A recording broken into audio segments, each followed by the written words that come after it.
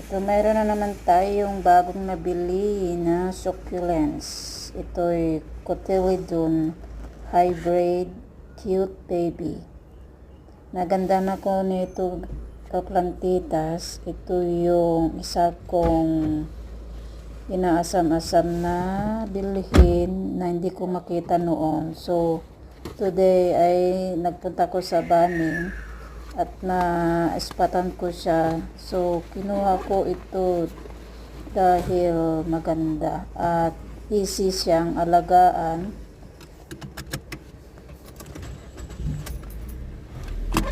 At ito ilagay lang sa full sun or may bandang shade siya. Napakaganda itong Cotyledon Hybrid Cute Baby.